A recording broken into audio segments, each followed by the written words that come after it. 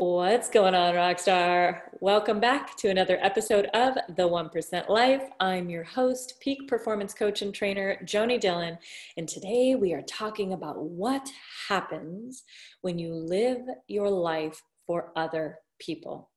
Rockstar, I know that in my past, I have made decisions on my life based on what other people wanted for me.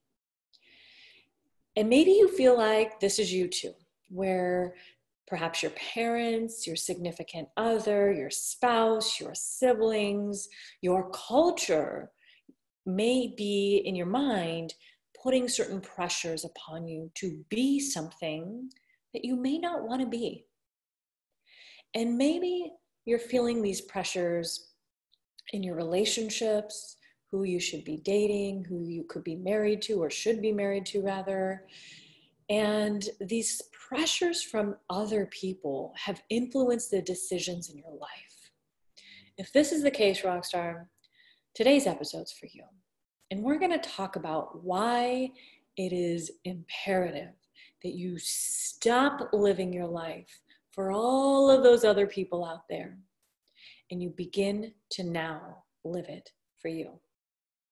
If you're joining us live on Facebook, type a 1 in the comments if it's your first time. Type a 2 if you've been here before and you are rejoining us today. And let us know where you're tuning in from. If you are joining us on one of our podcasting platforms, iTunes or Apple Podcasts, Spotify, Stitcher Radio, or iHeartRadio, or any of the other Google Plays and other platforms out there, welcome to the 1% Life Show. If I could ask you a favor to just tag somebody or share this episode out if you have received value from the 1% Life, and if you receive value from today's show in particular. So we're going to get into this topic. It's a real interesting one for me, Rockstar, because there's just been some things coming up in my life that in the past were reoccurring patterns for me.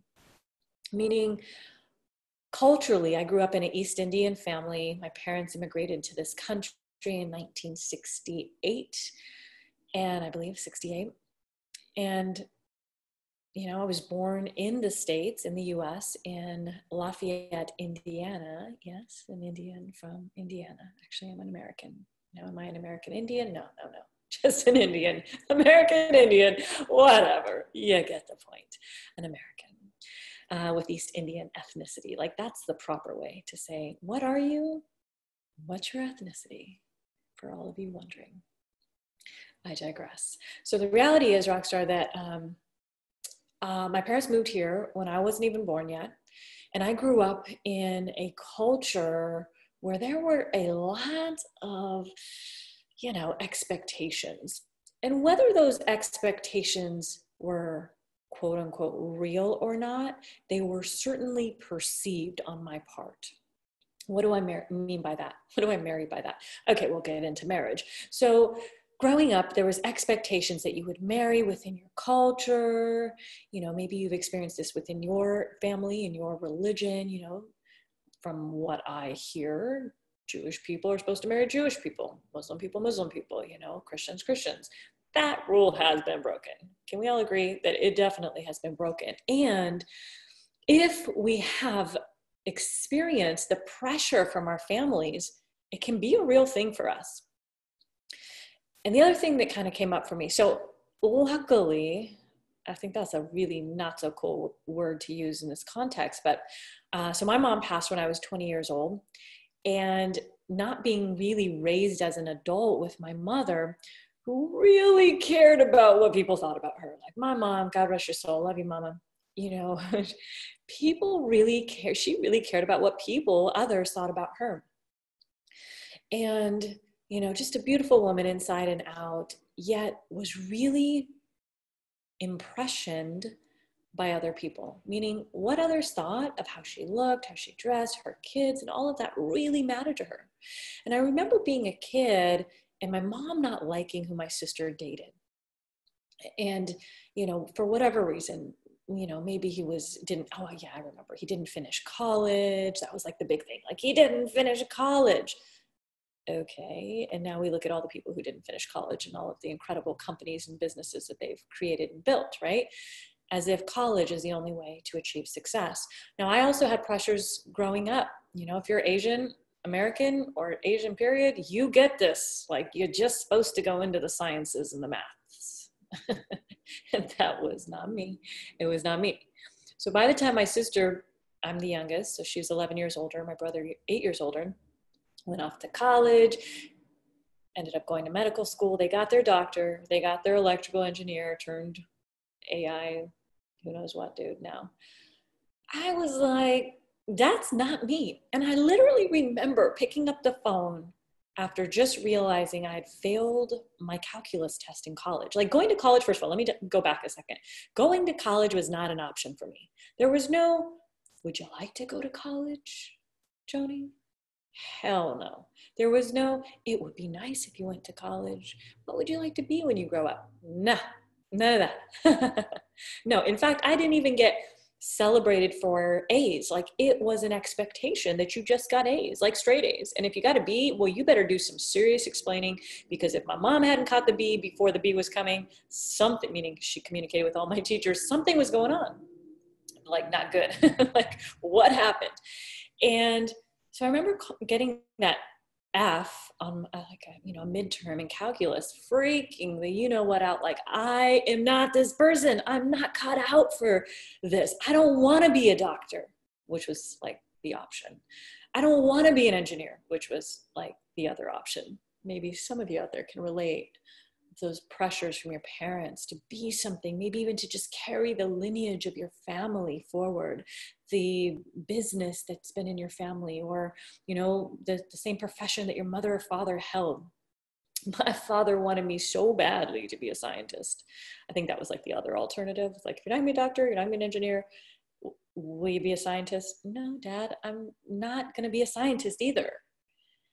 And I remember that day, I was a freshman in college, having to call my mom, crying from this, place at the University of Washington called the IBB, if I recall correctly. And I was like, Mom, I can't do this. And she said, just drop out, forget it, drop out of it. And I felt judged. I felt really relieved, yet I felt really judged. Like, I had failed her in some way. I had failed my mother's expectations of what she thought I was going to be. And it was only about 2 years later, 2.5 years later, that my mom passed from cancer, from leukemia, a rare type of leukemia. And then it just got even crazier, right? Because I had in my mind, in my subconscious mind, I had her shoes to live in. Like, my mom cared so much about what other people thought about her. I had to fulfill that, I mean, why would I just let that go? No, I had to take on that role. And of course, that wasn't conscious thought, because that sounds kind of ludicrous, right? But to this day, I still, things continue to surface from time to time. Recently, my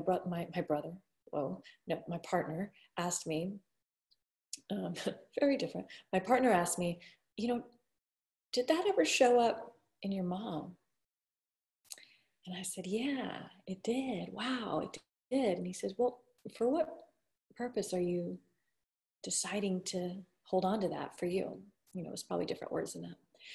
And I didn't really know. It wasn't a conscious behavior, or it wasn't a conscious belief, rather. Whatever it was, I don't quite recall at this moment, and it's not the point. The point is that we carry things, expectations for others and judgments, and if I don't do this or be this, then they will think this of me. Maybe you can relate. And the reality is that when we do that, when you decide to be, do, or have something, a certification, a degree, an education, a certain partner in your life, to be of a certain occupation, whatever it is, to quit smoking because someone else wants you to stop smoking. Well, first of all, you probably won't succeed. But when you do things for other people, what happens often on top of resentment, the resentment happens because you're not doing it for you. You're doing it to please somebody else.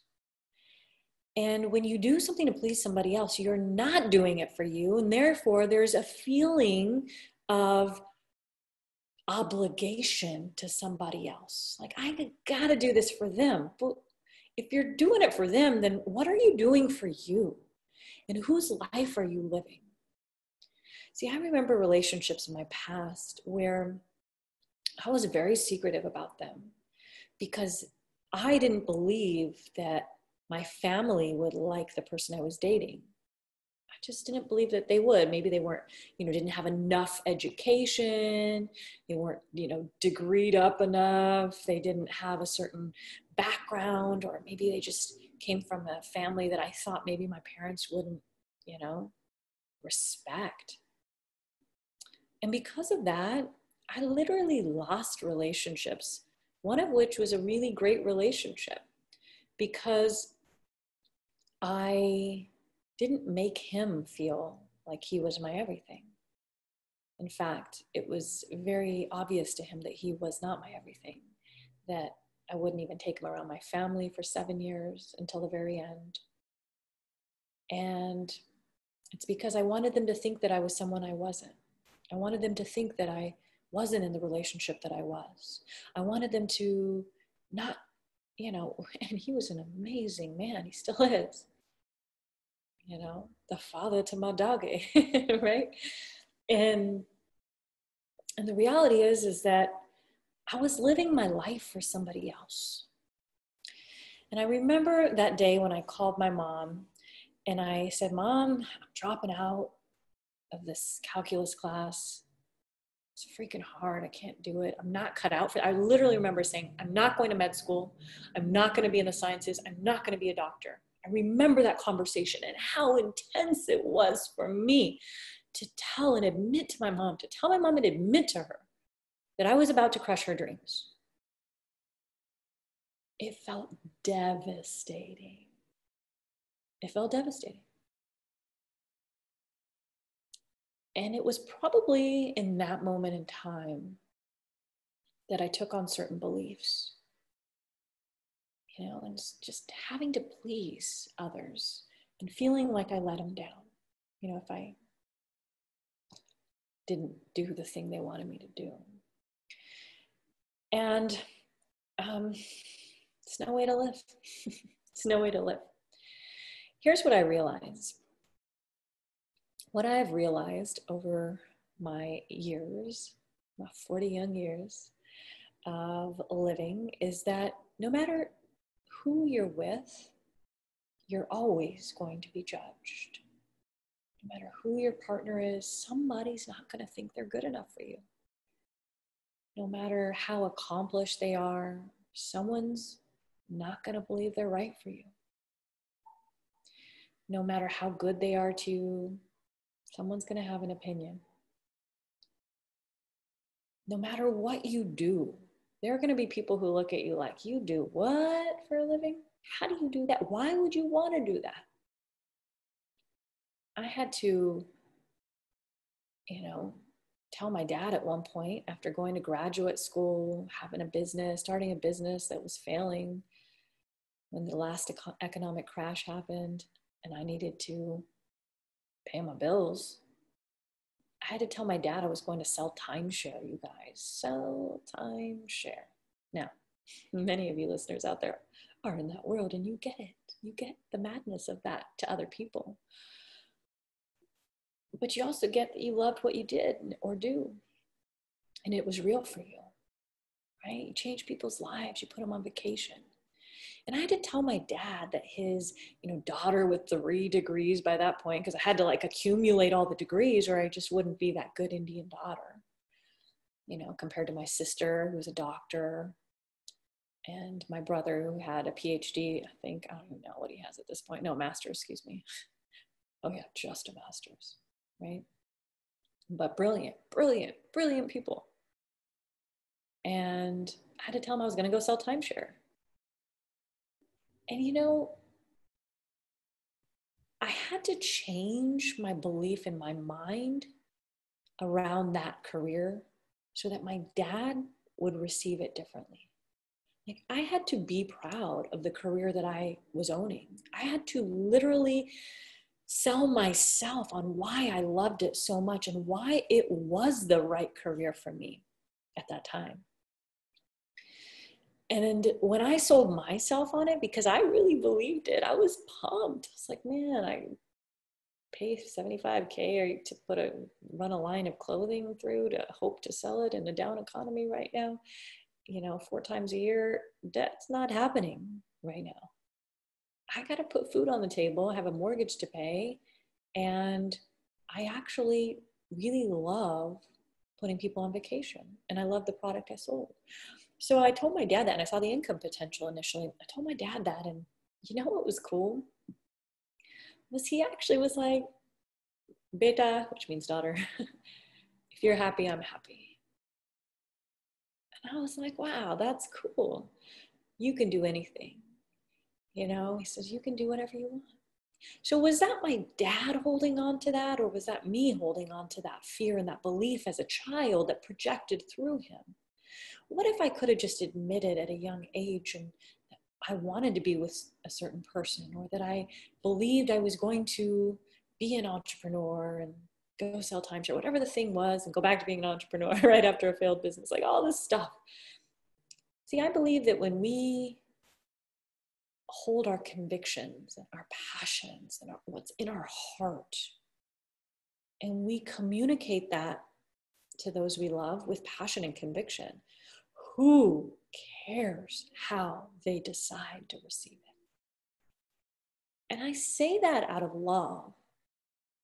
But if you care so much that you will do what they tell you to do, leave the profession, leave the person, do the thing you don't want to do, you're incongruent with it, it's not in your heart.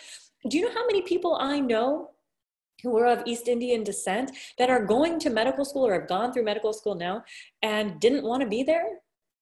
Who are forced to go do these things in their minds because if I don't do this, my parents won't be happy.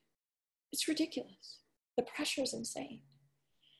And the parents think they're doing a good job. And look, it's not just Indian culture. God, I love my peeps, right? It's not. It's all over. That's just apples versus oranges. It could be anything. It could be your career. It could be who you date, who you marry, what hobbies you have or don't have, who your friends are. When you start to live your life for other people, you're living your life for no one. Because really, you're not happy. You're not happy. So you're certainly not living it for you. And if you're not living it for you, you're not living it to your true potential. You're not really doing what you do to a level of excellence or doing it well. You're not. Because there's a little bit of resentment there. You don't really want to be the dentist. You don't really want to be the doctor. You don't really want to be the engineer. You don't want to be the thing. Maybe you don't want to be in sales and your father was and he forced you into it. Or so you thought. And so you did. Sometimes we have to put our foot down and we have to stand firm. Sell ourselves why the person, the career, the thing is what we need and why it's for us. Because if we can't sell ourselves on it, how will we sell someone else on it? I can't tell you how many people I've talked to in the past who were so sold on coaching with me to go from the verge of termination to the top 1%, to be the best in their career that they could possibly be when all odds were against them. Yet their significant other wasn't sold and they could not sell them. And they would do what their significant other said. They were living their life because of their boyfriend or their girlfriend or their husband or their wife. One time it was for their kid. Can you believe that? My 12-year-old son said, "Mommy, why are you spending the safety money?" Oh Lord, we've got bigger problems than what you think. When your 12-year-old son is telling you, what to do, just how to spend your money, when the thing that you're spending your money on is for him. First of all, you shouldn't even know that, should he? So the reality, there's so much of this in the world, rock stars. There's so much.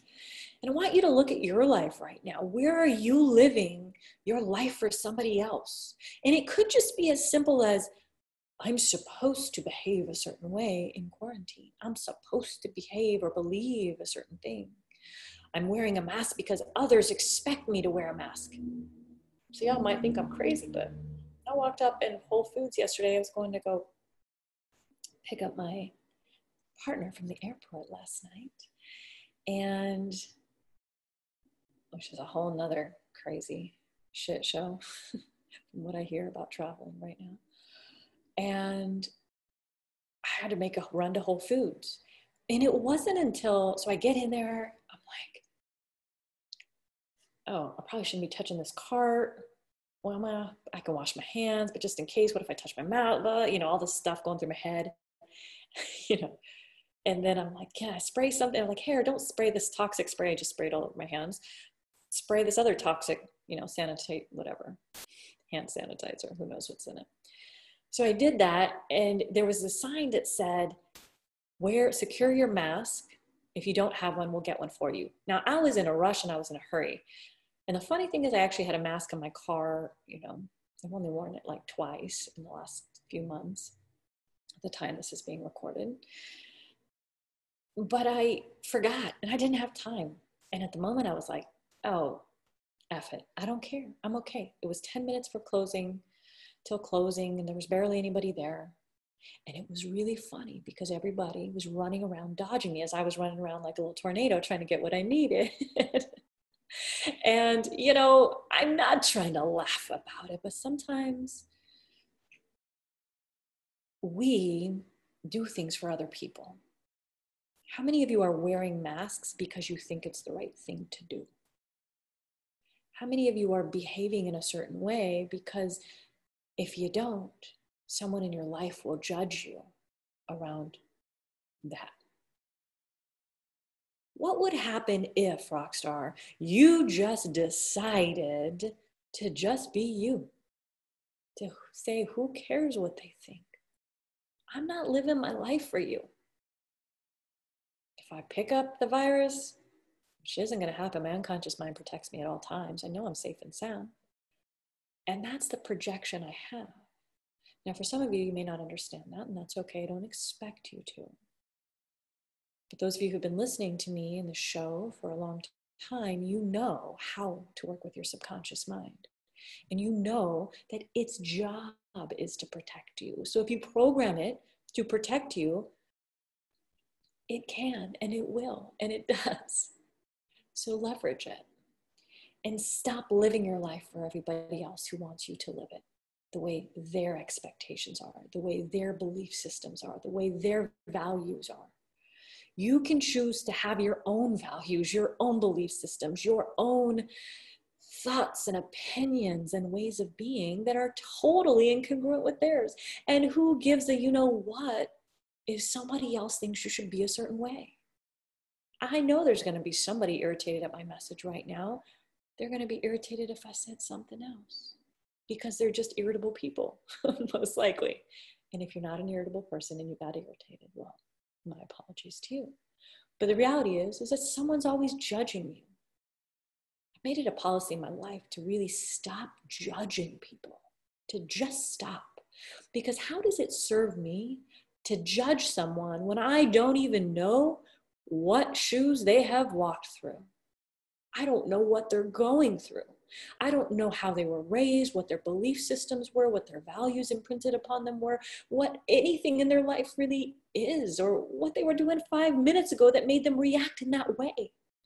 I don't know. I don't know if somebody was a jerk on the freeway and cut me off because he's going to catch his mother's last breaths. I don't know that. So I choose at this point in my life to intentionally avoid judging other people, the decisions, the thoughts, the behaviors, the beliefs even that they have. And I'm a human, of course it happens, but I catch myself.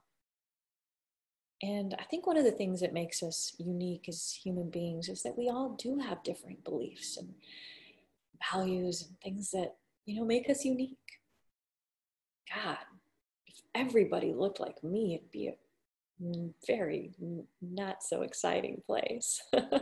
If everybody looked like you, I'm sure you could agree that, well, maybe you would think it'd be exciting, but you get my point.